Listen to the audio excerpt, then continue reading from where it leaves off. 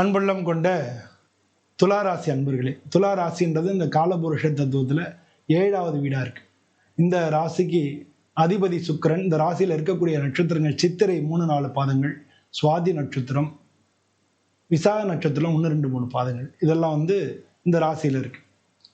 பொதுவாக இந்த ராசிக்கு அதிபதி சுக்கிரன் அப்படின்றதுனாலேயே இந்த ராசிக்கு சிம்பிள் பார்த்தீங்கன்னா தராசு. அதனால எதையும் எடை போடக்கூடியவங்க, எதையுமே எடை போட்டு அதை சிறப்பாக செய்யக்கூடியவங்க. இவங்களுக்கு உள்ள பலம் அப்படின்னாலே அந்த எடை போடுறது அப்படின்னு வச்சுக்கிட்டா கூட இவங்களுக்கு டக்குன்னு திடீர்னு பேச்சு இருக்கு இல்லையா, டக்குன்னு அவங்க விடக்கூடிய வார்த்தைகளே, அவசரப்பட்டு விடக்கூடிய வார்த்தைகள் உங்களுக்கு எகென்ஸ்டா இருக்கிறதுக்கான சான்சஸ் மிக அதிகமா இருக்கு. இப்ப துளாராசி அன்பர்களுக்கு இந்த கடந்த காலங்கள்ல ரொம்ப பொருளாதார ரீதியா ரொம்ப பிரச்சனைகளை சந்திச்சிருப்பாங்க. ஒரு சில பேர் போலீஸ் ஸ்டேஷன், கோர்ட்டு கேஸ் இதெல்லாம் கூட சந்திச்சிருப்பாங்க. இதுக்கெல்லாம் குரு பகவான் அவங்களுக்கு 8வது வீட்டில் இருந்தது ஒரு காரணம். அதே மாதிரி இப்போ உங்க ராசிக்கு யோகக்காரகன் சொல்லக்கூடிய சனி பகவான் 6வது வீட்டில் இருக்காரு.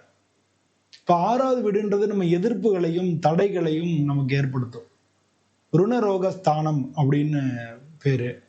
இங்கிலீஷ்ல சொல்லும்போது எதுக்கு ஓவர் கமிங் த அப்டாக்கிள்ஸ் அப்படின்னு சொல்றாங்க. அதாவது தடைகள் இருக்கும், அப்ப தடைகளை தாண்டி வரக்கூடிய ஒரு விஷயத்தை கொடுக்கக்கூடியதா இந்த 6வது பாவம் இருக்கு. இந்த 6வது பாவத்துல ஏற்கனவே 6வது பாவத்துக்கு உண்டான அதிபதி குரு பகவான், அவருடைய பார்வை இப்போ உங்களுக்கு வந்திருக்கு, 9வது வீட்டுக்கு வந்திருக்காரு. ஆனா அந்த 9வது வீட்டு குரு பகவான் குரு பார்வை இருந்தாலும் பொருளாதார ரீதியா ஒரு சில விஷயங்களை உங்களால செய்ய முடியாம இருந்ததுக்கான காரணம், பொருளாதார ரீதியா நீ வெற்றி அடையாம அதுக்கு அடிக்கடி தடைகள் வந்துட்டே இருக்கும். அதுக்கு சனி பகவான் தடுத்துட்டு இருந்தார். இந்த ஜூலை மாசம் 13ஆம் தேதி சனி பகவான் வக்ரம் ஆகிறதுனால உங்களுக்கு அந்த தடைகள் விலகி இந்த ஜூலை 13ல நீங்க முன்னேற்றத்தை நோக்கிய பாதையில நீங்க பயணிக்க ஆரம்பிப்பீங்க.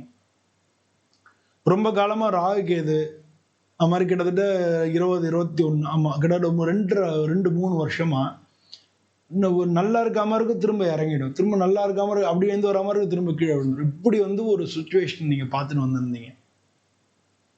அதெல்லாம் இப்போ உங்களுக்கு அந்த தடைகள்லாம் விலகி உங்களுக்கு நன்மை நடக்கக்கூடிய ஒரு காலகட்டமா இருக்கு.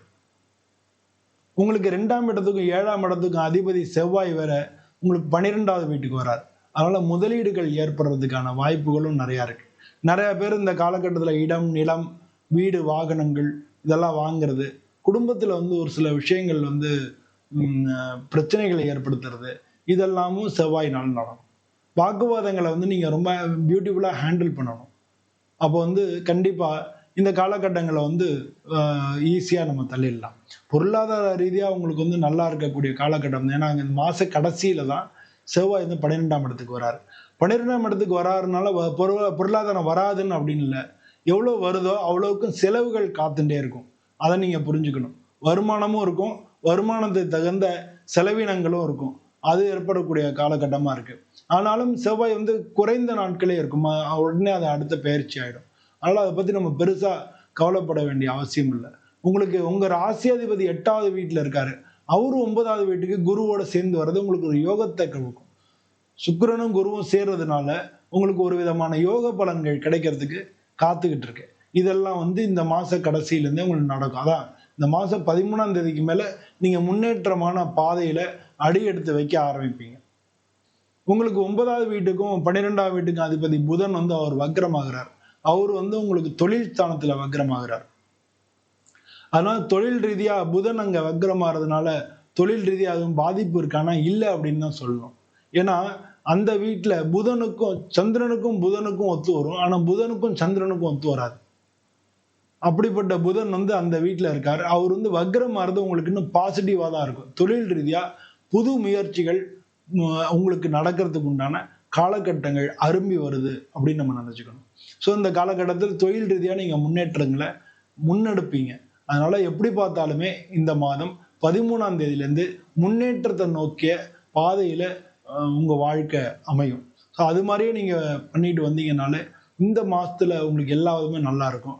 உங்களுக்கு முன்பாதியை காட்டிலும் இந்த மாசத்துல பின்பாதி நல்லா இருக்கும் அப்படின்னு நீங்க புரிஞ்சுக்கலாம். குடும்பத்துல குடும்ப விஷயங்கள்ல வாக்குவாதங்கள் மட்டும்தான் வரும். அதை நீங்க சமாளிக்கிறதுக்கு நீங்க முன்னேற்பாடா இருக்கணும். எதையுமே ரொம்ப ஈஸியா கடந்து போகணும். பெரிய பிரச்சனைகள் எதுவும் இல்லாம நம்ம பேசுறதுனால பெரிய பிரச்சனை வந்துடாம நீங்க பொறுமையா நிதானமா கடந்து போங்க. ஒரு பிரச்சனையா இருந்தா அப்புறம் பேசிக்கலாம் அப்படின்னு சொல்லிட்டு போயிருங்க. அது பேசாம அது அதுவும் நல்லது. உங்களுடைய பார்ட்னர் அவங்க மூலமா இழப்புகள் வரலாம். உங்களுடைய பார்ட்னர் அவங்க மூலமா ஒரு சில இழப்புகள் வரலாம். அதையும் வந்து நீங்க டிப்ளமேட்டிக்கா ஹேண்டில் பண்றது இந்த காலகட்டத்துல முக்கியமா இருக்கு. உங்களுக்கு 6வது வீடுன்னு சொன்னேன் இல்லையா? தொழிலாளர்கள் இருக்காங்க இல்லையா? அவங்களுடைய ஒத்துழைப்பு கிடைக்காம இருந்திருக்கும். இப்ப அவங்களுடைய ஒத்துழைப்பெல்லாம் உங்களுக்கு கிடைக்க ஆரம்பிக்கும். இப்ப உங்களுக்கு வேலைக்காரன் கூட வேலை பார்க்குறவங்களோட ஒத்துழைப்பு கிடைக்கும். அதெல்லாம் உங்களுக்கு நன்மையாவே முடியும். பொதுவா இந்த மாசத்த பொறுத்தளவுல நீங்க வணங்க வேண்டிய தெய்வம் அப்படின்னு எடுத்துட்டோம்னா, உங்க ராசிக்கு அதிபதி சுக்கிரன்றதுனால வெள்ளிக்கிழமை விரதம் இருங்க. வெள்ளிக்கிழமை விரதம் அப்படின்னு முன்னால ஒரு படமே வந்தது. இப்ப அது மாதிரி வெள்ளிக்கிழமை விரதம் இருங்க. விரதம் இருந்தீங்கனாலே சுபிக்ஷங்கள் உங்களை தேடி வரும். லக்ஷ்மி கடாட்சம் அப்படின்னு சொல்றது உங்களை தேடி வரும். வெள்ளிக்கிழமை விரதம் வந்து வெள்ளிக்கிழமை சாயந்தர நேரத்துல மகாலட்சுமிக்கு விளக்கேத்தி ஒரு பூஜை பண்றது உங்க வீடுகள்லையும் நல்ல வசந்தங்களை கொண்டு வந்து சேர்க்கும். பொதுவா இந்த ஜூலை மாசம் உங்க எல்லாருக்கும் மிக நல்ல பலன்கள் நடக்கணும். இதெல்லாம் வந்து ஜென்ரலான பலன்கள். ஒவ்வொரு ராசிக்கும் உள்ள தசாபுத்திகளுக்கு தகுந்த மாதிரி அவங்களுடைய கணிப்பு அவங்களுடைய பலன்கள் கொஞ்சம் மாறலாம். ஸோ அப்போ வந்து நீங்க உங்களுடைய குடும்ப ஜோதிடரோ உங்கள்கிட்ட பக்கத்துல இருக்கக்கூடிய ஜோதிடர்கிட்ட கொண்டு போய் ஜாதகத்தை கொண்டு போய் கொடுங்க. கொடுத்து பாருங்க. நீங்க எப்ப பார்த்தாலும் பார்க்கணும் அப்படின்னு அவசியம் இல்லை. நீங்க ஏதாச்சும் வீடு வாங்குறீங்க, இடம் வாங்குறீங்க, வண்டி வாங்குறீங்க, குழந்தைங்க படிப்பு, அவங்களுக்கு வேலை, இந்த மாதிரியான ஒரு சூழ்நிலை சந்தர்ப்பங்கள்ல பிஸ்னஸ் ஆரம்பிக்க போறோம், இல்லை வீடு கட்ட ஆரம்பிக்க போறோம். இந்த மாதிரியான முக்கியமான விஷயங்கள் வரும்பொழுது ஒரு கிளான்ஸ் நீங்க ஜாதகத்தை பார்த்துட்டு நீங்க அதுக்கப்புறம் பண்ணிக்கிறது நல்லது. அப்படி யாரும் உங்களுக்கு இல்லைன்னா நீங்க இங்க இருக்கிற நம்பர்ல என்னைய தொடர்பு கொள்ளலாம். நம்ம உங்க ஜாதகத்தை எப்படி இருக்குன்றதை பார்த்து அதுக்கு தகுந்த மாதிரி எப்படி செஞ்சுக்கலாம் அப்படின்றத நம்ம ஒரு ஆலோசனை பண்ணிக்கலாம். இந்த வீடியோ பிடிச்சிருந்ததுன்னா லைக் பண்ணுங்க. உங்க நண்பர்கள் எல்லாருக்கும் ஷேர் பண்ணுங்க. உங்களுடைய எண்ணங்கள் என்ன அப்படிங்கிறத கமெண்ட்ல தெரிவிங்க. நம்ம இதே மாதிரி இன்னொரு வீடியோல உங்களை மீண்டும் சந்திக்கிறேன். நன்றி, வணக்கம்.